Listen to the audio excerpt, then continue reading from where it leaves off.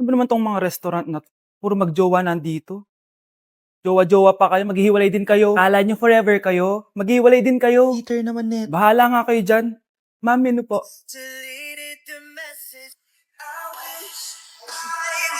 Pre, alam mo ba 'tong kantang 'to? I actually wrote that song. Talaga? Hala, idol kita! Ang random mo naman. Ba't nandito ka sa Philippines? I'm actually here just to see the Philippines. I've always wanted to come and just say thank you to everyone who's been supporting me and my music. Drunk text is really painful. Is there something behind that song? Yeah, it's about a friend who I always wished I was more than friends with, but they didn't feel the same way back. Did you try any Philippine foods while you're here? Yes, How was it? so good. The food here is Right. incredible. I just want to stay here forever. The food's so good. Thank you so much for visiting Philippines and good luck. Thank you guys so much for all the support in the Philippines. I appreciate it so much, and I'll be back soon. Good luck on your journey and you. thank you so much. Sige, order na lang tayo. Ano gusto mo dyan? Ito, tsaka ito. Miss, lahat po na nasa menu. Tama na. Ano to? Wala na namang ulam? Mahal, pangako bukas may kakainin na tayo. Sinabi mo rin yan kahapon. Paano tong anak natin, ha? Paano natin ito bubuhayin? Mahal, please, magtulungan tayo. Makakaahon din tayo dito. Ayoko na. O ito, ikaw na maghalaga niyan. Mahal, please, wag mo naman kaming iwan. Babalik na ako sa dati kong buhay. Sa buhay na nakakain ako na masarap. Sa buhay na nakakapag-party ako. Sa buhay na prinsesa ako. Ayoko na ng gantong buhay. Mahal, please, babawi ako. Kaya mo na yan. At wag mo na ako gugulayin, ha? Anak, pangako hindi kita iiwan ha. Nandito lang ako para sa'yo. Hindi kita papabayaan. Okay, Mr. Ramon? Ma'am, tanggap na po ba ako sa trabaho? Sorry sir. Based sa resume mo, hindi ka pala nakapagtapos ng college. Ang hanap po namin is college graduate. Uy Ramon, mukhang galing ka sa interview ah. Natanggap ka? Hindi nga eh. Baka may alam kang pwede kong pasukan ng trabaho. Pwede ako. Sige, sabihan kita ha. Salamat Susan. Dami naman basura dito. Ramon, may hiring daw yung kakilala ko at pwede ka daw doon magtrabaho. Ha? Talaga? Sa wakas, mabibilin ko na lahat ng pangangailangan ng anak ko. May anak ka pala? Oo. Iniwan kami ng nanay niya dahil di niya kaya tong gantong buhay. Hayaan mo, hindi mo deserve yun. Wow, ang bilis. May pumalit na agad sa akin? Mali ka nang iniisip. Alam mo ba Ramon, nabibili ko na lahat ng gusto ko ngayon. Kumakain kami sa magandang restaurant at nakatira ako sa mansyon. Ha? Honey, tara na. Ipag-shopping pa kita mamaya. Baka malit pa tayo sa dinner natin. Okay, honey, papunta na. At ikaw babae ka. Kung ayaw mong masira ang buhay mo, layuan mo yung lalaking yan. Nay, mag-face-to-face class na daw kami bukas. Ay, buti naman. Nabawasan yung mga tamad dito sa bahay. Kaso, Nay, buntis ako. Malapit na akong mga anak. Ha? Ano ba naman yan, anak? Buntis ka pala, di ko alam. Anong gagawin ko, Nay? Kaka-cellphone mo yan eh. O sige, kakusapin ko teacher mo. A few moments later. Pasok po kayo. Ma'am, makikiusap po sana kami. Nay, manahim ka dyan. Tungkol po saan? May tumor po kasi sa tiyan yung anak ko, ma'am. Hindi po siya makakapasok sa school. Ganun ba? O sige, i-accept ko na lang siya. Salamat po, ma'am. Tara na, anak. Ang sakit na tiyan ko. Anong nangyayari?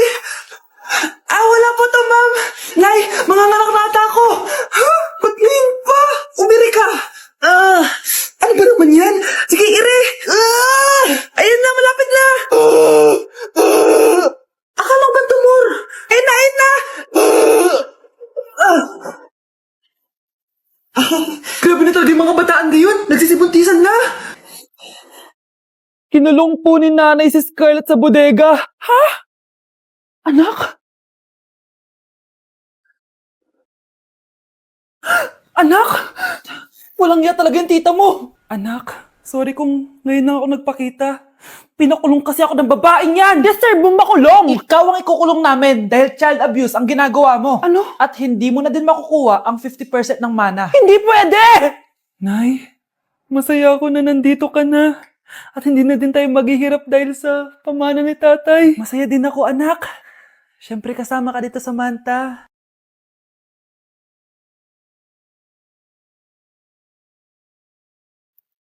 Ano ba? Bakit tawag ka ng tawag, ha? Oo. Wala silang kaalam-alam. Sige na, baka mahuli pa tayo.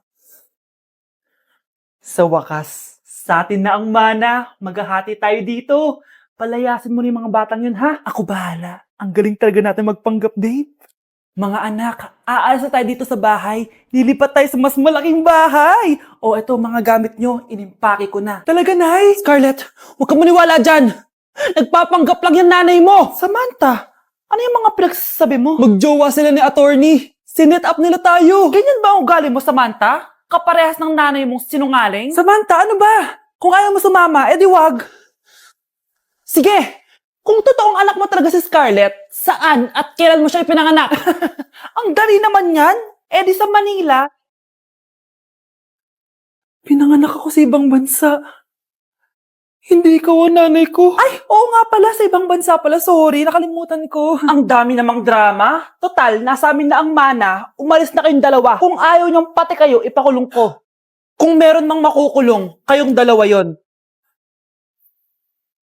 Salamat sa pagtawag, Samantha. Inaaresto kita, attorney, sa kasong panloloko. Palpak ka talaga! Naisahan niyo ako ngayon, ha? Hindi pa ako tapos sa inyo. Talagang sinira mo yung sarili mo, attorney, para sa pera. At ang dami mo na palang naloko. Samantha, huwag na tayong maghiwalay, please. Oo, Scarlett. Dito lang ako palagi sa tabi mo. Kayong dalawa, mag-ingat kayo palagi, ha? Gamitin niyo na maayos sa pamana ng tatay niyo. Salamat po. Bes, kaya pa? Parang pasuko na itsura mo. Sobrang dami pala nito, Bes. Grabe, ang fresh mo pa din. Paano yan? Huwag kang maingay, Bes. Eto ang sekreto ko. G2G Perfect Cover Cushion. Perfect talaga to kasi lightweight na and high coverage pa. Oh, tignan nyo naman. May 3 shades to and ang shade ko ay ang custard. Try nating basain yung face ko. Oh, ayan. Ayan. O, diba? Ang hirap tanggalin. Love na love ko talaga to kasi waterproof, long-lasting, and transfer-proof. Plus, skincare infused din to kaya hulas-proof talaga. For only 345 pesos lang to. Wow, ang affordable naman yan, Bes. Bibili ako niyan. O, eto, Bes, sa'yo na to para fresh tayo bukas sa exam. Salamat, Bes. The best ka talaga. Nay, tinatamad ako pumasok. Diyos ko, mga kabataan ngayon. Kami nga, tumatawid pa kami ng ilog at bundok. Nayo, eto award mo. Ang ganda mo, be. Ano ka ba, be? Ako na to, eh. Ikaw na talaga yan. Mas inuna pa mag-makeup kaysa maligo. Yes! Hoy, ikaw babae ka. Puro ka cellphone. Eh, ikaw nga buong araw nakikipag-chismisan dun. May sinabi ba ako? Be, ang lungkot mo siguro, no? Kasi wala kang jowa. Mas okay na yung walang jowa kaysa sa walang mama. Ang boring naman. Maginis kaya ako. Anak, paglinis ka na nga ng bahay. Ay, matutulog na lang pala ako. Be, nagugutom ako. Kain tayo. Wag na, be. Nagtitipid ako. Tara, libre ko. Sige, tara. Alam mo, ate, kung nakakayaman lang ang pagiging marupok, mayaman ka na. Kung nakakayaman lang ang pagiging pangit, ikaw na pinakamayaman. Anak, bilan mo ako ng tubig na sa 7-Eleven. Bilis na. 7-Eleven? Ah, sige, Nay. Nay, alis na ako, ah. Pag may dalang maleta yun. Ano naman trip ng babaeng to? Manonood na nga lang ako. Wow, ganito pala itsura ng airport. Ang ganda. Ganito pala feeling sumakay ng airplane. Eto ba yun, yung 7-Eleven? Teka, anong oras na? Bakit di pa umuwi yung babaeng yun? Ayan, ito yung pinapabili ni nanay. Tawagan ko na nga. Ay, hello, Nay. Eto na, nabili ko na pinapabili mo. Nasaan ka na, ha? 7-Eleven, di ba, Nay? Oo, 7-Eleven. Diyan lang sa may kanto. Ay, akala ko kahit sa 7-Eleven. Ha? Nasaan ka ba? Sa Japan. Ha? Japan? Anak, maganda ka na. Bibili tayo ng bagong kotse. Talaga po, Nay. Excited na ako. Oo, anak. Kaya mag-bihis ka na. Tara na. Sige po, Nay. A few moments later. Welcome po, ma'am. Bibili po ba kayo ng kotse? Pumunta kami dito sa car shop, di ba? Baka submarine yung bibili namin. Meron po kami dito, ma'am. Bagong-bago. Murang-mura. Aba, anong tingin mo sa akin? Walang pera? Judgmental ka, ah. Di naman po sa ganun, ma'am. Tignan niyo po. Sige, titignan ko. Ang ganda, di ba, ma'am? Wow, ang ganda nga. Tapos, ang bango pa. Wow, ang ganda. Magkano ba to? 20,000 lang po yan, ma'am. 20,000? Ba't ang mura? Baka may sira to, ah. Wala pong sira yan, ma'am. Nay, ang ganda nito. Bilhin mo na. Sige, anak, bibilin ko na. Bakit tayo mabukas? Mura lang ako dito. Anak, teka lang, ah. Anak, paano nakalabas yun? Saan na ba yung batang yan? Hello anak, nasan ka? Nasa bahay po, Nay. Bahay? Huwag mo ako naloloko ha, malilintikan ka sa akin. Totoo nga po, Nay. Di ko naman po ako sinama eh. Ha?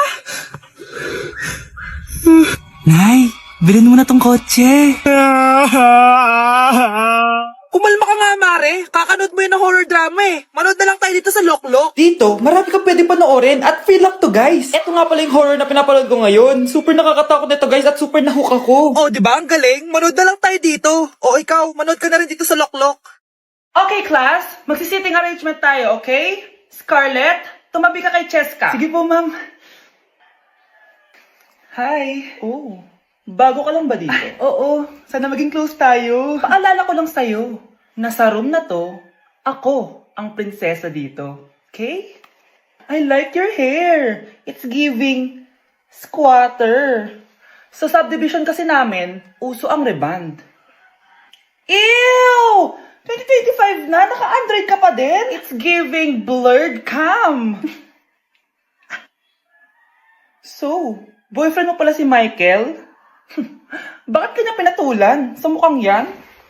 Yuck! Ang pangit ng...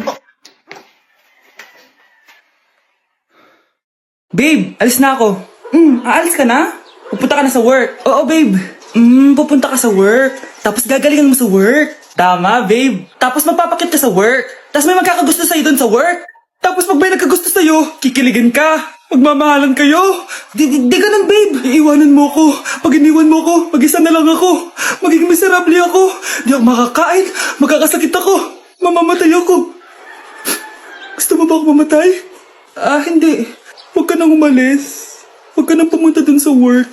Loh, si Overthink. Mare? Uy, Mare! Long time no see. Kamusta ka na?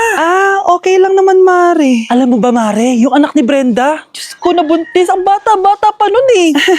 Chismis agad siya, oh. Di niya muna asikasuhin yung mukha niyang parang tosino. Loh, trust the process kasi yan, Mare. Huwag mo na i-gaslight sarili mo, Mare. Kaka-rejuve mo yan eh. Tingnan mo na sira ni skin barrier mo, oh. Tapos namamaga pa yung mukha mo. Wala akong choice, Mare. 3 months na nga ang kulay red yung mukha ko. Akala nga nila ako na si Anger ng inside out. Gusto mo ng choice? Eto, bibigyan kita ng choice. Gamitin mo tong Glad to Glow Blueberry Face Wash. For sure, after mo gamitin to, aayos na yung skin barrier mo at mawawala na pagka-inflame ang skin mo. Gamitin mo to day and night para bongga. Ay, salamat dito, Mare, ah. Akala mo nakakalimutan ko na? Nasaan yung utang mo? Huwag ka munang dumagdag sa problema ko ngayon, Mare, ha? Anak, lalabas muna ako, ha? Bibili lang ako ng ulam natin. Nay, huwag ka munang umalis!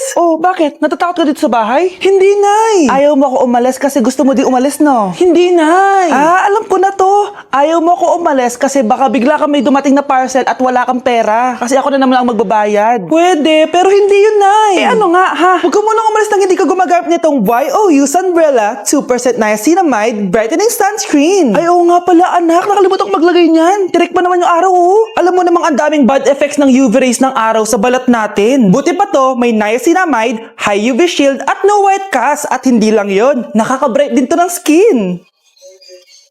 Wow, anak, wala nga talaga siyang white cast at non-greasy din. Perfect talaga to. Sige na, Nay, umalis ka na. Papapuntahin ko yung jowa ko dito, ha? Ayan tayo eh.